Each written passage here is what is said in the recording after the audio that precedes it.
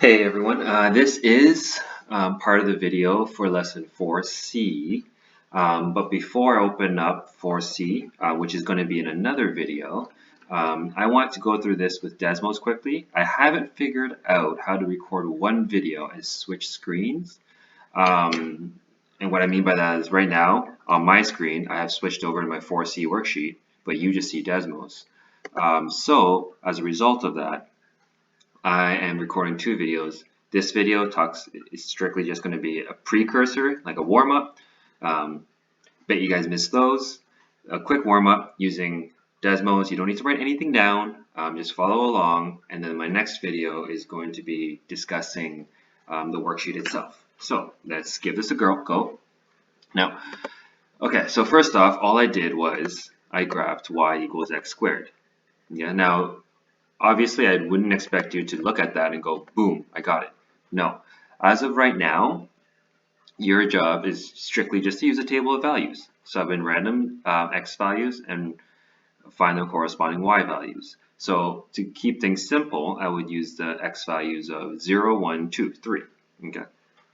So if I were to graph that, if I sub in 0 for x, 0 squared is 0. So I know the point 0, 0 would be on my graph. Now, if I subbed in the value of 1 or negative 1, so let's say 1 for now, 1 squared is 1. So then I know that I would have a point at 1, 1. Okay. Now, what if I subbed in negative 1? If I subbed in negative 1, well, it's negative 1 squared. What's negative 1 times negative 1? Still positive 1. So again, I would have negative 1, 1. Okay. Now, if I just click that, you will see here is my perfect parabola. So if I were to use 2, for example, 2 subs in 2, 2 squared is 4, so 2, 4.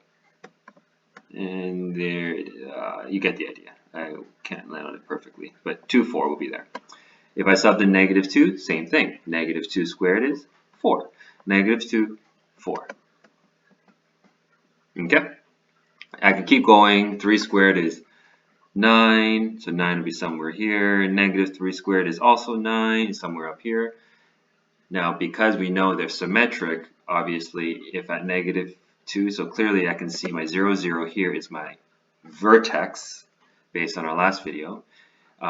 What's our y-intercept? Well, in this case, it just happens to also be 0. And what's our x-intercept? Also 0, because it's crossing right there. What's our axis of symmetry? Well, it's the y-axis. It's the y-axis, itself. What's the equation for the y-axis? Well, just picture this vertical line cutting down. So the equation of our axis of symmetry in this case is x equals to 0. Okay. Now, our job today, we're going to be discussing transformation, which I believe is chapter 4.3 in the textbook. Let me just double check that. Transformations. Oh, I didn't write the chapter number. I'm pretty sure it's 4.3. I will verify that later. But we are going to look at transformations in the sense that we want to see how the different variables affect our graph. So let's play with y equals ax squared first. Okay. Now, what is a? I don't know. I don't care. Okay. Right now, it's 1. Yeah, but it's just a variable to see how the variable in front of my x squared changes the shape of my graph, hence transformations. So if I look at this, a is at 1. Well, that's just my original graph, is it not? Because in this case, if there's no number in front, I can assume it's a 1. Okay? Now, my question is, I wonder what happens if I change my a value. So by pressing play here, it's just going to change the a value. Now let's see what happens to my graph as it changes. Play. Whoa, what is happening? Oh, it just did a whole 360. What is going on? Okay, let's slow this down a little bit. So let's start at 1, which is our standard, what we call parent graph, and I'll discuss more about that later. Starts at 1. Now what happens as my a value gets bigger? It almost seems like it's getting vertically stretched, right? Well, what does that even mean, vertically stretched? it means pretend you have two little people up here, or two little hands, pulling at this. Okay, pulling at the tops. And pulling vertically. Vertically means up, down. So we are pulling vertically, and as the A value gets bigger and bigger, they are pulling, pulling, pulling, stretching it more and more and more. And that is what we call a vertical stretch. Okay? A vertical stretch. And that is what the A value does, which is in front of our x squared. Okay? And that is what's happening here. The bigger the A value, the bigger the stretch. Now, what happens if, so let's go back to 1. I wonder what happens when my A value is less than 1, but bigger than 0. Okay? So, if I go the other way, it almost seems like it's being, what's the opposite of stretched? Compressed. Almost like we're being, someone up here is pushing it down as opposed to stretching it. So if A is between 0 and 1, okay, it is being vertically compressed, as if we have two little people up here pushing it down. Okay? And obviously if A is 0, there's nothing really happening. Okay? Because 0 times anything is 0. You just get a line that says y equals 0, which is just a vertical line. Not important. Right now, not important. What happens if the A value is negative? Well, if the A value is negative, that means it is being reflected on the x-axis. But all the same rules apply. Okay? So if it's between 0 and 1, it is being reflected and then vertically compressed. So when I say reflected, let me just move this up. It's just being flipped on the x-axis. Okay? And so the same rules apply. If it's between 0 and 1, it is going to be vertically compressed, okay, with a reflection on the x-axis. And again, if the A value is bigger than 1 now, forgetting the negative, just the magnitude itself, it's being vertically stretched as the A value gets quote-unquote bigger, ignoring the negative sign. But because there is a negative sign, that tells us it's being vertically, or it's being reflected as well. Okay? Now, let's look at the next variable. Let me just shift this thing up. Okay. Whoa, what's happening there? So let me just set this to 0. Okay, there we go. So again, back to our parent graph, or our original graph, y equals x squared. Now, let's look at this transformation. Or, sorry, translation. And I'll explain what the difference is later on. Y equals x squared plus k. I've right now set k equal to 0. Now let's see what happens when I change that k value and I press play.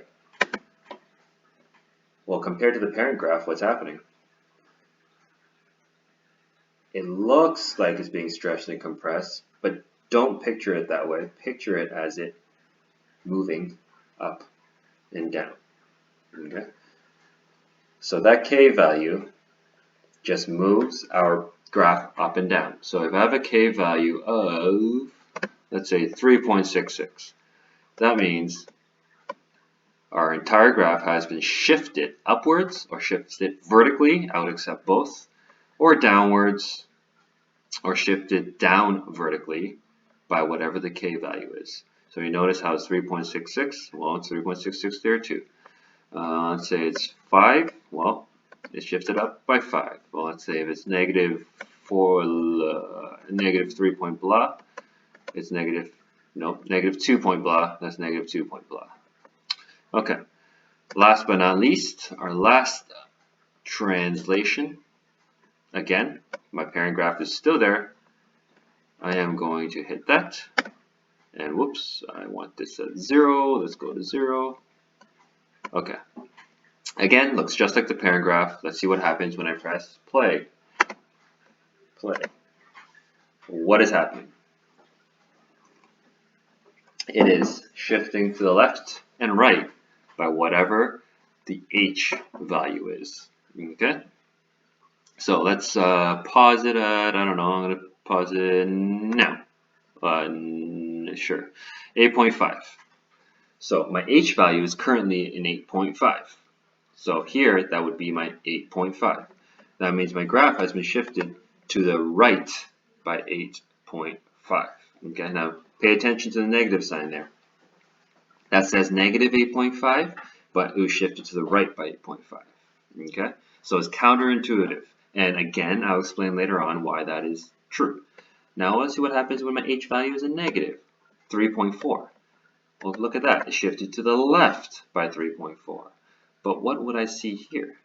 Well, what I would see here is y equals x minus negative 3.4 squared, okay, which is indeed the same exact graph. Now, what you will see in most cases, instead of having a double negative there, what you will see is two negatives give you a positive, and you would see that instead, which means I was shifted to the left by 3.4. Okay, that was the warm-up. The warm-up is twice as long as the lesson itself. But yeah, so now open up the next video. It should be titled 4C, the title of the chapter, transformations, I believe, or quadratic transformations. And listen to that lesson. Okay, bye.